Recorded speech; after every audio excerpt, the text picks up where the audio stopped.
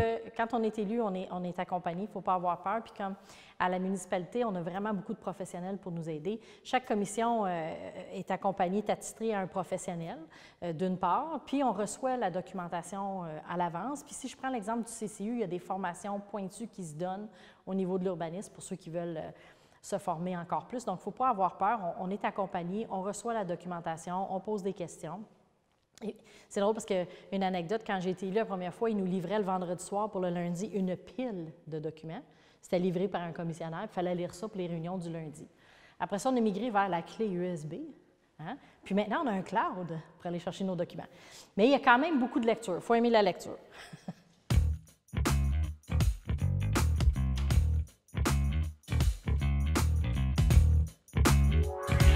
Évidemment, c'est un horaire de travail pas ordinaire, parce que souvent les réunions se font en fin de journée.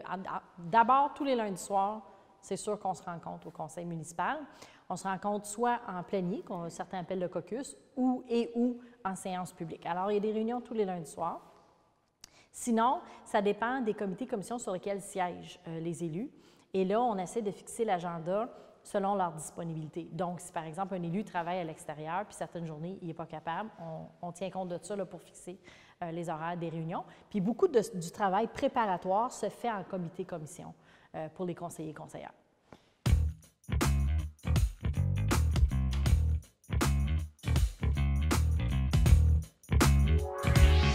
Bien, le nombre de commissions, ça va vraiment dépendre de l'intérêt des élus puis des besoins. Souvent, moi, ma façon de fonctionner, c'est de rencontrer les élus en début de mandat pour connaître leurs intérêts, leur champ de compétences et aussi pour savoir, bien, pendant votre campagne, là, vous avez dit quoi, par exemple? Vous avez dit, je voulais m'attaquer au budget. Bon, bien, voulez-vous être à la commission des finances?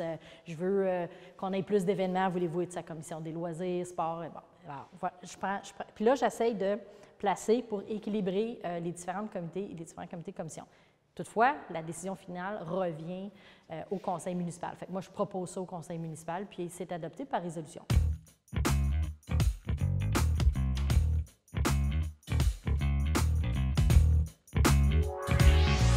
La vie privée d'un élu, puis ça dépend des élus. Là. Il y en a, j'ai déjà entendu des élus qui m'ont dit « Moi, je ne suis même pas ces médias sociaux. Honnêtement, je ne sais pas comment ils font, parce que moi, je trouve tellement que c'est un moyen privilégié de contact avec la population, puis de connaître le pouls de la population. » Mais je pense qu'il faut partager de sa vie privée. C'est pour ça que moi, entre autres, sur Facebook, j'ai 2 pages, une page professionnelle, une page personnelle, où je parle de ma famille, parce qu'il faut humaniser la fonction. Oui, il y a la mairesse qui prend des décisions avec son conseil, puis vous n'êtes peut-être pas d'accord avec cette décision, mais il y a aussi la mère de famille, la grand-maman, etc.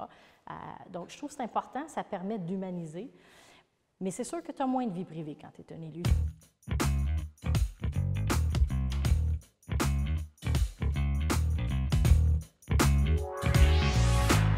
La job de maire, c'est tout. Ce serait difficile d'écrire une description de tâche parce que, outre le fait que le maire ou la mairesse est porte-parole, donc quand il y a les relations avec les médias, ça relève de cette personne-là, elle joue le rôle de président d'assemblée dans la plupart des organisations. Vous regarderez à Sherbrooke, ce n'est pas le cas. Les grandes villes, ils nomment des présidents d'assemblée, mais sinon, préside les assemblées, donne les droits de parole. Puis le maire vote pas souvent. Hein? Il va voter pour trancher ou parce qu'il veut absolument que dans le PV, son vote soit inscrit, mais sinon, il ne vote pas.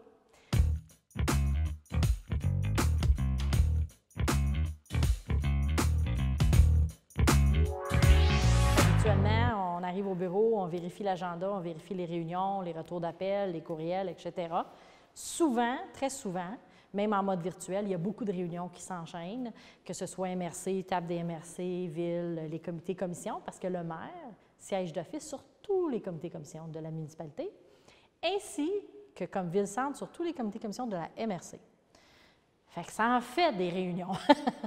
Donc, réunions, lecture, préparation de réunions. Après ça, bien évidemment, il y a les entrevues TV, radio. Tu sais, comme là, aujourd'hui, je me fais courir après parce que les gens veulent savoir qu'est-ce qui se passe avec le virage en zone rouge. Parce que depuis le début de la pandémie, c'est ça. Hein? L'actualité, les nouvelles mesures sanitaires, il y a ça aussi.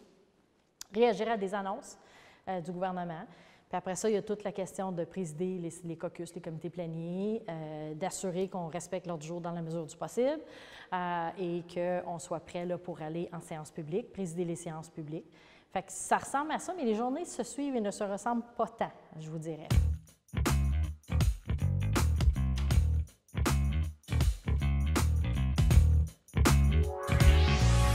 Ouais, en fait, le maire, la mairesse s'occupe vraiment de la fonction principale de la municipalité puis s'occupe des liens avec le gouvernement, que ce soit provincial ou fédéral. Ça incombe vraiment au poste, la personne qui occupe le poste de maire. Je donne un exemple, si on parle de l'usine d'épuration du secteur Aumerville. Hein, on a beaucoup entendu parler dans les dernières années. Alors, il y avait, pour faire cheminer ce dossier-là, il a fallu travailler sur 2 fronts. Les hauts fonctionnaires ont travaillé avec les fonctionnaires du gouvernement et moi, j'ai travaillé avec le politique parce qu'il y avait une question de critères. Donc, c'est vraiment ce type de relation-là. Donc, les élus, les autres élus membres du conseil, c'est rare qu'ils ont ces relations-là avec les paliers supérieurs.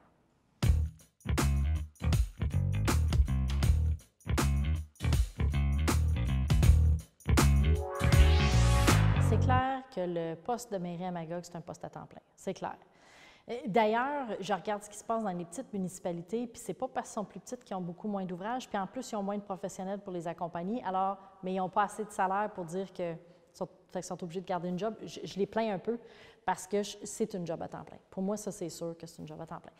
C'est facile de mettre 80 heures semaine si on veut, mais je pense que l'important, c'est de bien s'entourer, d'être capable de déléguer avec confiance, comme dirait mon conjoint, moins mais mieux.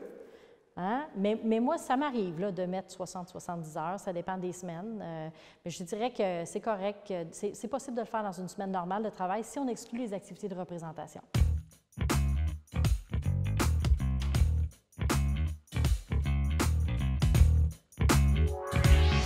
Je pense qu'effectivement, le maire ou la mairesse doit être capable de répondre du tac au tac, doit maîtriser ses dossiers. Puis pour maîtriser ces dossiers, bien, il faut vraiment, ça prend du temps. Il faut se donner du temps quand on arrive en poste, là.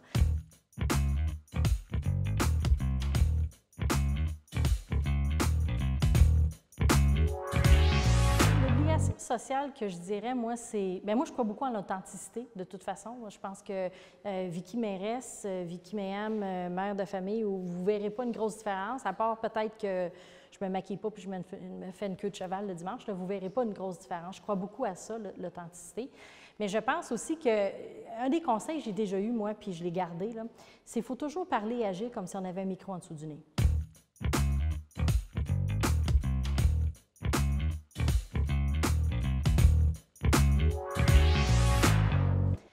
Oh boy, il y a une discipline à mettre en place. Écoute, si j'étais exemplaire, là, je vous dirais de faire comme Alain Raes, l'ancien maire de Victoriaville, qui est maintenant député.